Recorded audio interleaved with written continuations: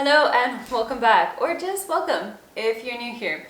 I'm Common, and today I titled this video Challenges of a Crunchy Parent, and I used the word crunchy purely out of convenience because I think a title like very intentional in my approach to parenting, or conscious and very meticulous with my decision making, and like lots of thought going into parenting decisions is just way too long of a title. I haven't yet found a word to use to title these videos, so if you do know one, let me know. And I do fit the definition of a crunchy parent, and the things in this video will be the challenges of a crunchy parent, but they're also, to my mind, really like the challenges of a parent that's making very intentional decisions that are contrary to what most people around us are doing. So that's what today's video is. Today's video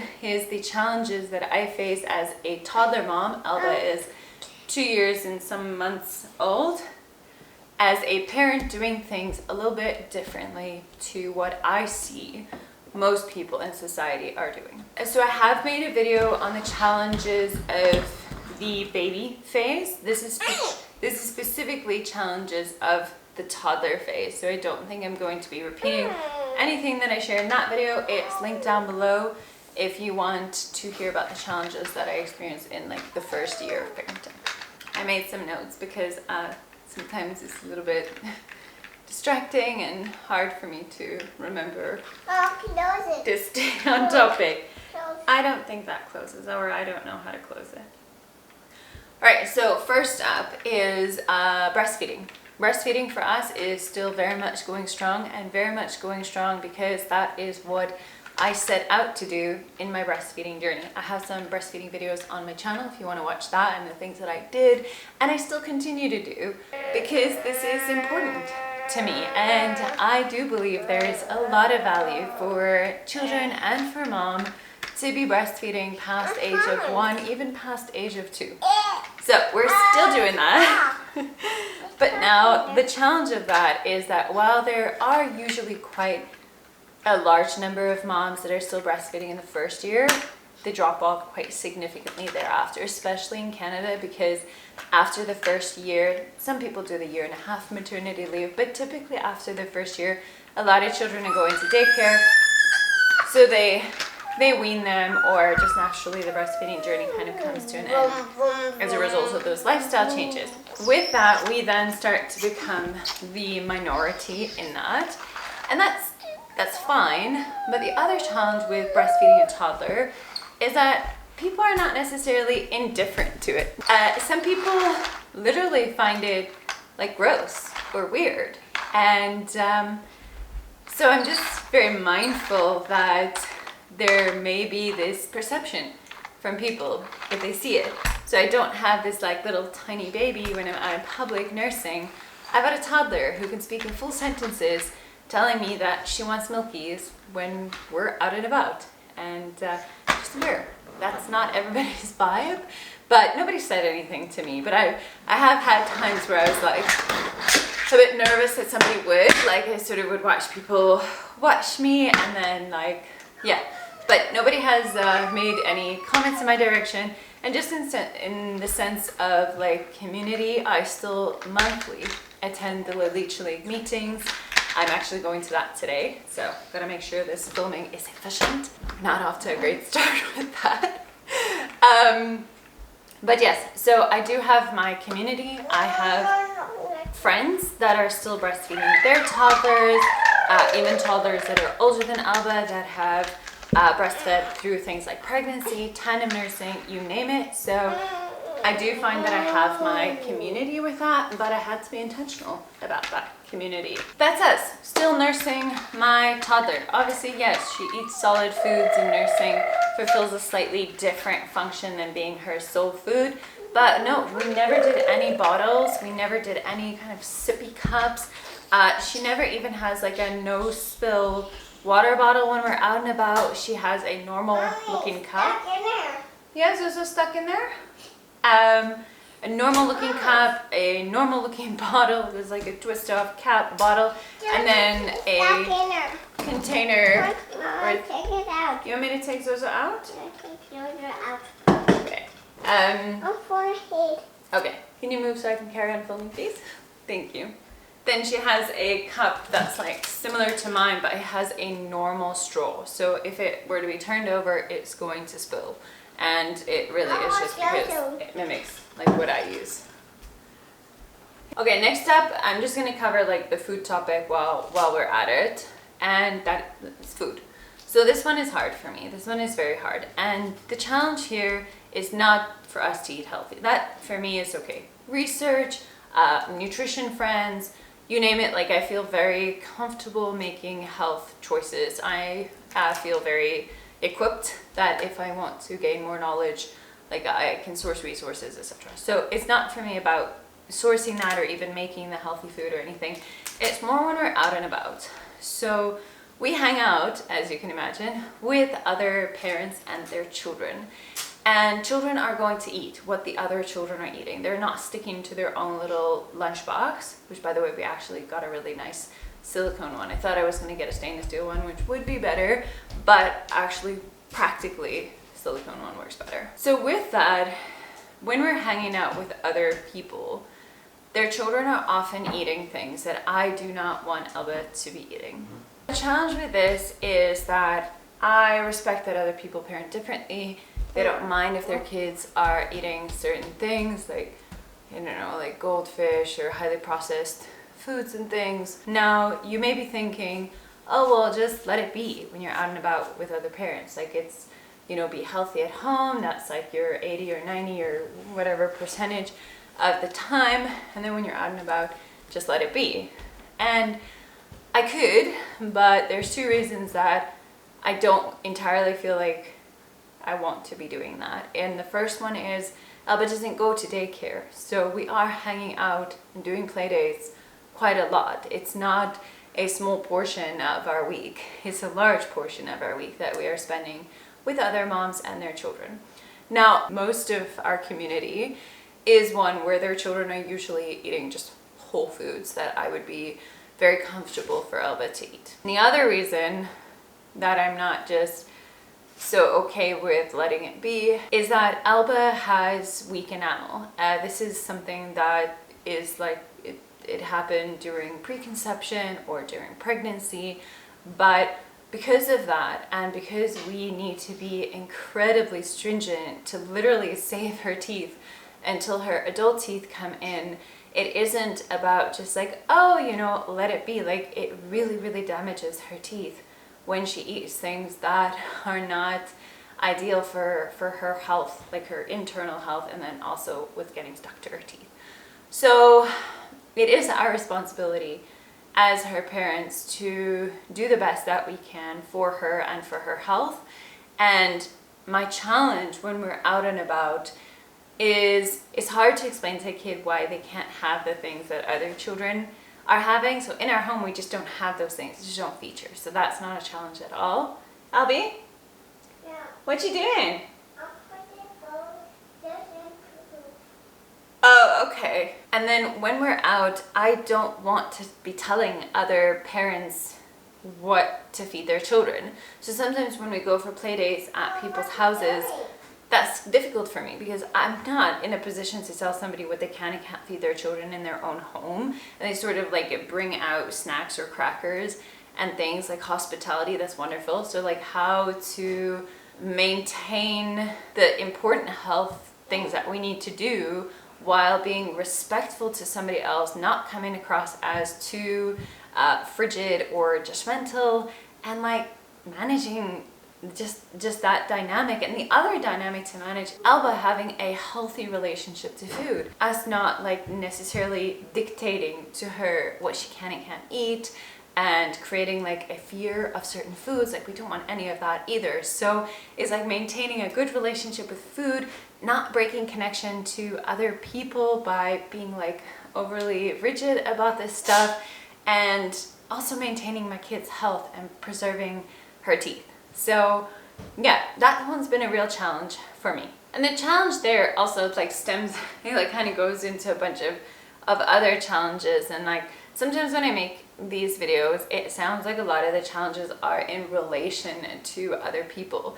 And they are, because we don't live in isolation. I find it very easy to do a lot of my choices in my home. Like in this video, I'm going to cover some that I do find challenging, especially particularly the last one is a really big, vulnerable one. I think very important one that like I discuss with a lot of other moms that have made this choice. The reason that I speak in relation to other people, we don't live on an island, nor do I want to. I don't want to be isolated from society. I don't want to be disconnected from people just because we've chosen to do things differently. I don't want to feel like when people ask me about, you okay? Yeah, I just flushed it. You flushed the toilet? Yeah. Okay, cool. I don't want to spend most of my time being so conscious that if anybody asks me like why we're doing this certain thing, of like having to be very precise with my wording so that I don't by accidentally offend somebody. Because a lot of time when somebody asks you why you are doing something, we explain it in terms of why we're not doing the opposite. Alba, I think it's enough toilet time. Yeah. Yeah? TV. What? TV. I think all the toys, can they go in the potty instead of the toilet? There's one potty. Yeah. Can you grab your potty instead of the toilet? And when we do that, thanks monkey.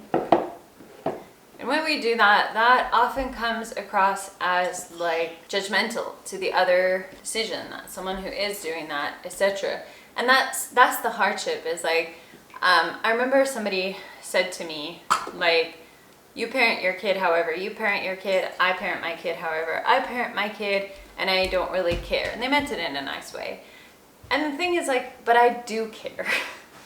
And the reason I care is because some stuff for me is, like, I've looked into it a lot, and I do feel like there's a value for me attached to it, like a value judgment. So I am making a judgment in terms of my values. And so when people say we shouldn't be judgmental, it's literally part of our being to make value judgments about the world. What I'm not doing, however, is making moral judgments. I'm not making the assumption that I'm some... No sugar, Milky. Okay. It's not an assumption about who is better or anything like that, but it is. Like, if I value compassion and attachment, I am affected when I see and am surrounded by choices that I think are contrary to that. And that's, again, not a moral judgment of that person. However, it's going to affect me because I care and I'm human. So I am often working at and thinking about, I want to be respectful and kind and compassionate, but not at like forgoing important to me, and not downplaying the things that I am passionate about and the research that I do, or and not pretend like I know less than what I know, or downplay our stuff while still not wanting to break connection. It's hard. Anyway, so I'm still working that one out. If you know the answer, let me know. But let's move away from that to slightly lighter. And that is the toys and things in Elba's environment. You can only see a small portion of it, but if you watch my vlogs, you'll see a lot more of it. The things in Elba's environment are all intentionally chosen. They are, I've read up about the different things in her environment that's necessary for different development, and she has access to things for the range of developmental areas and exploration areas for her. And we have predominantly stuck to, where appropriate, the natural things, the things from very reputable companies that have put a lot of research and effort into how they make their items. And yeah? Okay. Yeah. And as you can imagine, that comes with a higher price tag than items that are not that. Out. Yeah? Can you quickly bring me your cow? Can you bring me your cow? So if I can give you an example, thank you. This is Alba's cow. She has a bunch of farm animals and then wild animals as well. These are all, I don't know if I'm pronouncing it correctly, it's German, Schälisch or Pepo, French, or some of them, but less so, is Safari. Now, these are beautiful. They are incredibly realistic. Like, it's not just cow, it's like different breeds of cow.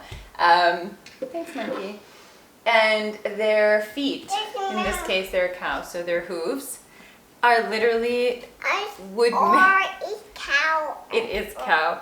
It makes the print that the actual animal would make, so that when she's like learning and we're putting it on things, it actually does that print. It has like so much detail and is so realistic, and I love it for when we're reading her books or we've gone somewhere and then we have these, like, make that association with it. So as you can imagine, and if you just look it up, these do come at definitely a steeper price tag than other like animal toys. Now the challenge with that is how I've kind of overcome the challenge, but it comes then with its own challenge with that, is, if you follow me on Instagram, you know this, I have thrifted 98% of what you see in Alba's playroom. The 2% that I haven't thrifted is usually just the furniture, but also a lot of that has been thrifted. So I have thrifted most of it, which means that I've not paid the full expensive price tag. But in order to thrift very intentional toys of a specific brand, it's just very time consuming. It is a lot of trips to the thrift store. Like, that became our activity for a long period of time, is like we would go thrifting, and it is quite fun. Like, of course, a little baby pig. Yeah, a piglet. But it is time consuming. So I feel like your options here are really pay the higher price tag and just order whatever you want new, or maybe even from Facebook Marketplace, but that also takes a lot of time. Like, what is that? It's a big pig. Or try to get them like on sales and from thrift stores and things like that, which does more time consuming and more effort, but generally saves money. So we, for example, have a bunch of beautiful wooden Grimm's toys. Now, if you know Grimm's comes with the price tag for their beautiful, very natural wooden toys, very well developed. And some of them we actually did purchase new from, for example, online stores that are shutting down, that are getting rid of their stock and things like that. So there's ways to get around it, but it takes time. And it also takes like usually, like, what's helpful for me here is a community of other moms that also went the steps, and they'll say like, oh, I saw this, or...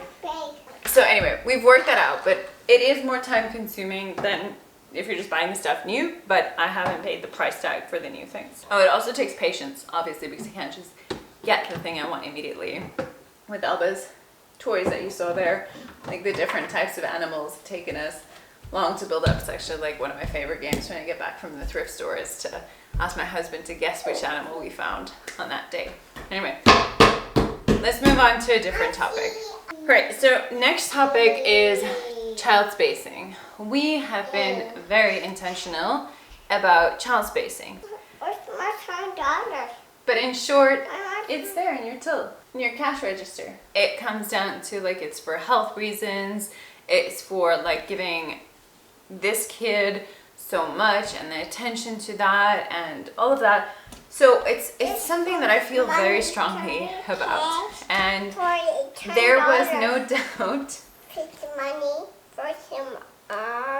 in my mind that like there was not going to be an accident with that. Like, I am very good at fertility awareness. I even co-created a course on that, by the way. Random plug, I didn't intend, but that course is very affordable for it to be accessible to women, because I feel like it contains so much valuable information. So that is linked down below. So I co-created a course on the part about fertility awareness. I've been doing it for a long time. It's long before Alba. I did it postpartum. So I was not worried about an unintentional pregnancy taking place. And I also feel very strongly about why I wouldn't want that. Now, I am not so controlling in the exact time, but there was definitely a minimum time that I would give it. And it's not just around like physical health, it's around like most of it is actually around the emotional stuff with my kid. Now, this is gonna be unpleasant for me to say because I don't feel like the nicest person when I'm saying this, but I feel like it's honest because it is a challenge I have. So first of all, I don't mind people asking about that. I love talking about child spacing. I love answering the question as to when and why and all of those things. But child spacing is not something that features for a lot of people.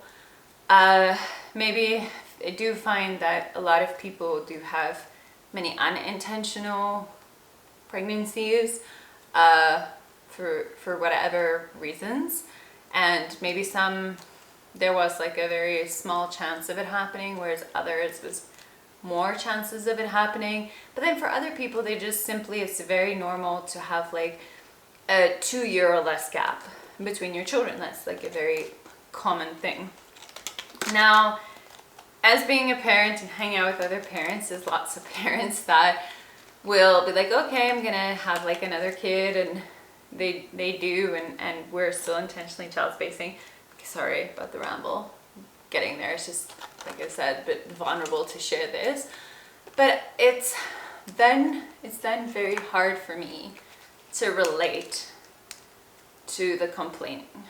The complaining about how hard it is to have two very young children. And the complaining about like the particular challenges that are literally the challenges that I intentionally thought about when we chose not to do that. And I'm not talking about connected discussions about hardship. Like, I'm all for connecting to I don't have to relate to what you're going through to be able to connect to you. I don't need any of that for empathy. I'm talking about complaining. Surface level complaining, not sort of real discussions about hardship. But even the real discussions about hardship, it is like a little part of me is like, those are the things that I thought of when I chose not to do this. These are literally the things that I was like, I would not want, and I do not think are good in my home or for my kid, so therefore I would not embark on this. And that then ties into the other one, which is a lot of people who don't space their children end up compromising on their values or the things that they have told me is important to them. So not compromising on what I think. It's not about what I think, but it's things that I know that they've discussed with me, and they say like, I don't want to do this thing, but then they end up doing that thing that they don't feel is good for their kid or good for their family, but they're doing it in the name of like, it's hard to have two young children. And again, that's very hard for me to relate to, because that's why I'm intentional about child spacing. Is like, I don't want to be in that position where I'm doing things that I feel is not good for my kid, and I don't want to be doing out of the name of like, I made it this thing. And like, life sometimes is hard. Like, sometimes there are things that happen and that's hard and it's beyond our control and so forth. But I'm more talking about the situation where it wasn't. Like, either it was very intentional, a person didn't want to space their children at all, or they kind of knew that they were taking like big risks, so it wasn't entirely planned, but there was also not that much intention that went into make sure it didn't happen. And so I just find that this is something that I can't easily relate to, because those are things that I've thought so much about. There's just like in direct contradiction to the choice that I'm making and why I'm making that choice. That actually more takes me, maybe that one was like very specific. It's taking me more into a challenge for me that is, and I don't want to be a victim to motherhood. I find it very difficult when people talk about their children like they're an inconvenience, like they are monsters or terrors or a burden to their life. I do not want to be surrounded by the culture of constant complaining about your children and or motherhood. I find that is like this thing that is very prevalent. There's like an entire culture around like we're all just surviving motherhood and your children are the worst and like you just have to like survive and get through it, and that's not what I want. I don't want that mindset. Like even if it's hard, I don't want that mindset. And even if I have challenges, I don't want to label my kid. And that stuff, like you may think like, oh, it doesn't matter, like let other people do whatever they want to. And for sure, let other people do whatever they want to. That's their lives, it's their choices, their approach. However, it impacts me if I'm around it. Who we spend time with, what we consume, what we see, these things influence us. And the more...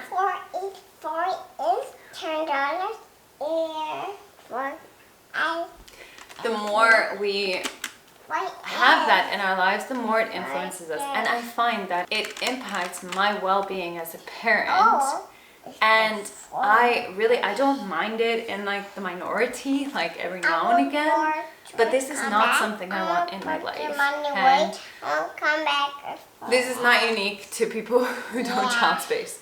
This is like very true for people, even with one kid, you name it, is like, I genuinely do not want that approach. That is a challenge, is to choose to have a different approach, but then also choose not to surround myself with the kind of language, speech, and mindset that does not serve me. And to lots of compassion and love to those other people, but it impacts on me. And that's my challenge with that, actually. More so than the whole child spacing thing. I really think it actually fundamentally comes down to this. I actually did a discussion with Jackie on healthy mom habits. It's long, but it's really good. And we talk about the mindset to motherhood and your community and all of those things quite a bit in that video, if that's something that resonates with you.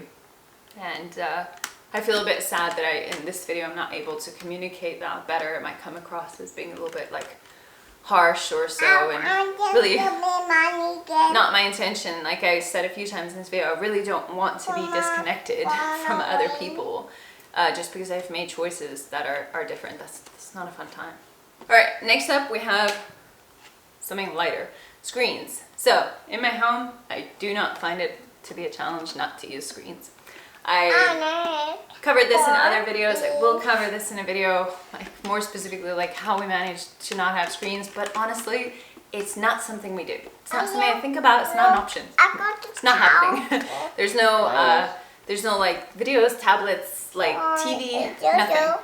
It was fundamentally down to my relationship with screens. By the way, challenge, however, is a phone. I'm not going to cover that in this video. It's too much to cover, but how I manage that, given that I actually have to do things on my phone, like the notes for this video and other things, while explaining that to Elba, not spending too much time on it, etc., etc. But screens in my home, it's not a challenge. We even limit video calls. We initially didn't, but then we realized, like, so we only do video calls on a tablet so that the person is much larger and it's much more like realistic interaction. So video calls with family and friends, we live very far from them, are on the tablet only, and that's been like a really long time, and that's super helpful, by the way, so the kid doesn't want to like carry around the phone and things.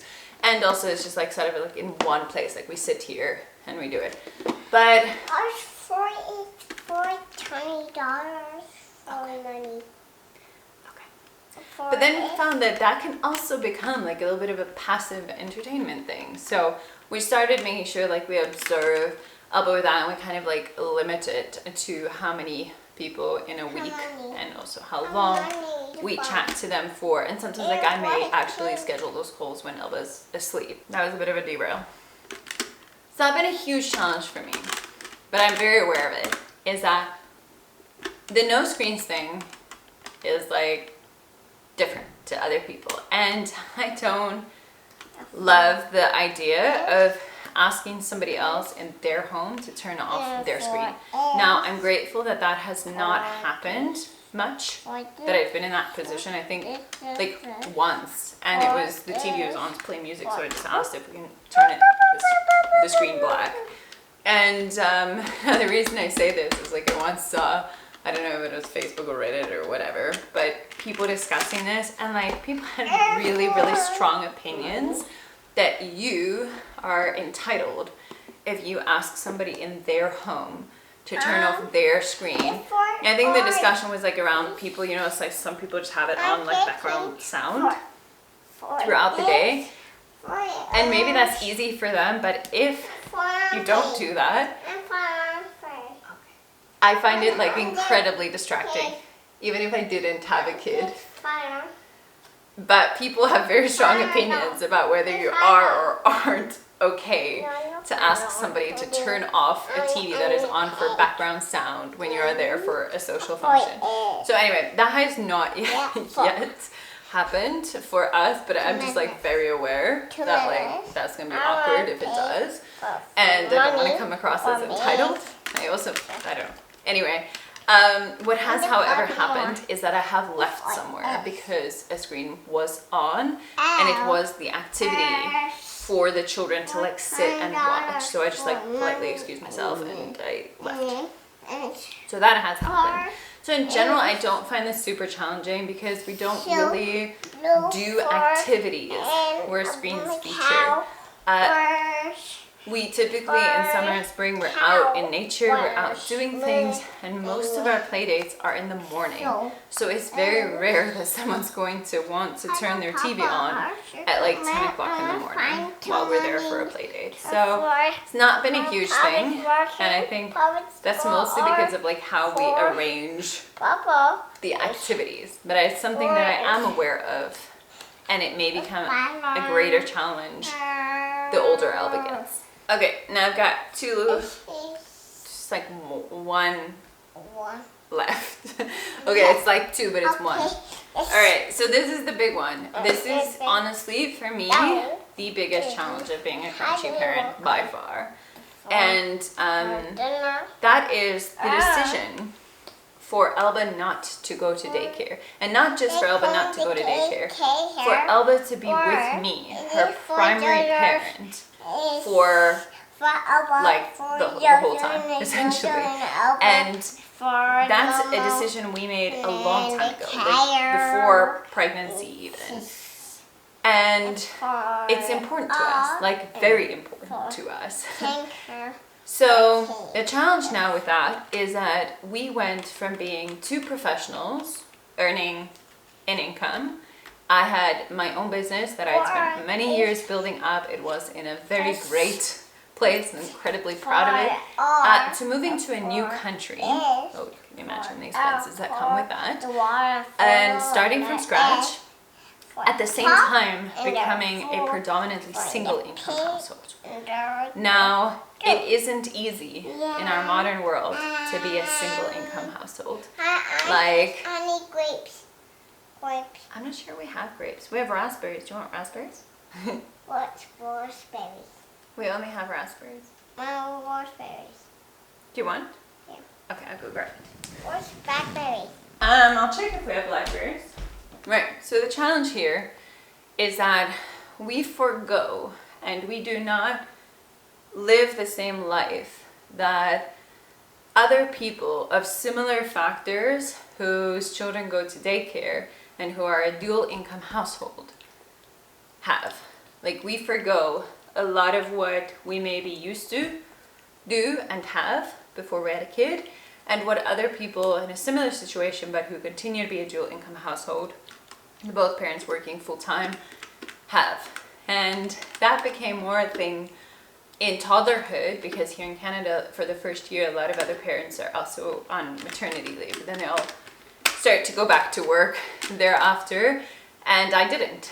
And the challenge with that is just like being okay with the choice that you made there, first of all, but also like it's not necessarily just being like, okay, there's also certain things that we want in life. Like, we're very health conscious. Sometimes that means that we pay a bit more for certain foods and other things. So it's like figuring out how to make that work.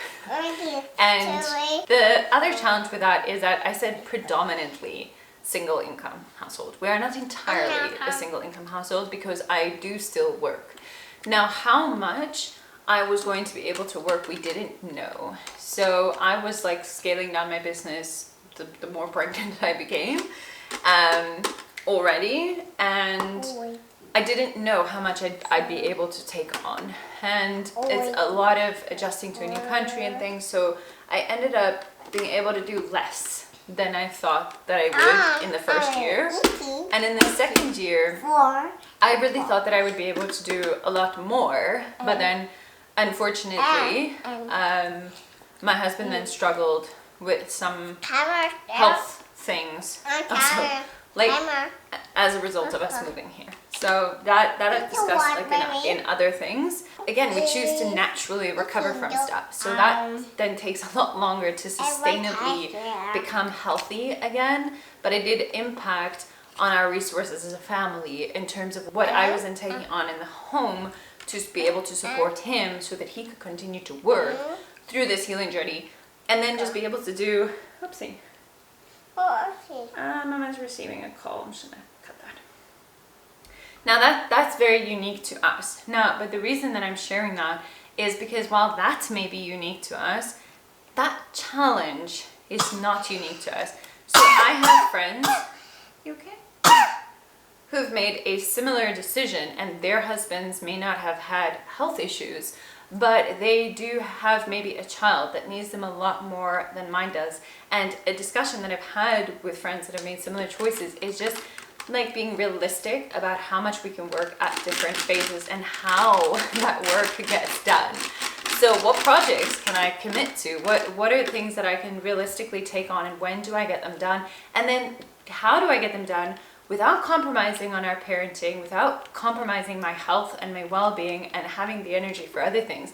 Because you heard in this video, there's a lot of things that I do that is very intentional, and a lot of research goes into that. I read a lot. I spend time. They're all done, I'm sorry. There is blackberries though. Do you want blackberries? No. I'm sorry. Raspberries are all done. No blackberries. Oh, okay. They'll be here if you change your mind, but we don't have any more raspberries, I'm sorry. Get out the freezer. I wish. There are no more in the fridge, I checked.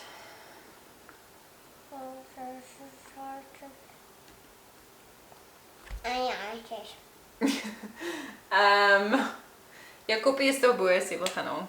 Laat ek gou die klomp dag en ek vir jou skink, okay? Okay. That doesn't just happen. That takes time. It takes effort. It takes energy. And that has to come from somewhere. So during the day with Elba, like this is an exception. So the one kind of work thing I do around her is I sometimes film around her. And I'm still even mindful of the impact of that. And when I'm around her, I am not sitting on my phone. I'm not sitting on a device.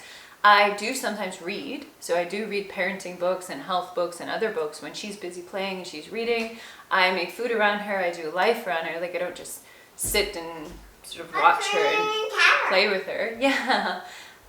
So I definitely do some of those things around her, but I'm not able to. I choose not to do work.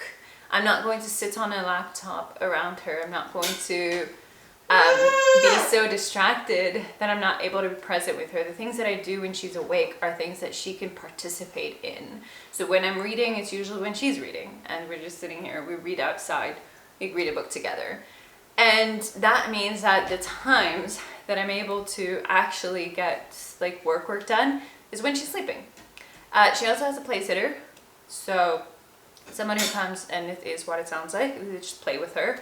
There's no tending to her actual needs. There's no like, yeah, I'm in the house the whole time. So I do work in that time, but it's like an incredibly small portion of the week. And I'm often also then like catching up with admin and doing a lot of other things. So the reality of it is figuring out how much I can work, where to put my energy in different times, like what is a good place to put my energy to in terms of work, how to work while not compromising my sleep too much or my health or the time that I spend with my kid.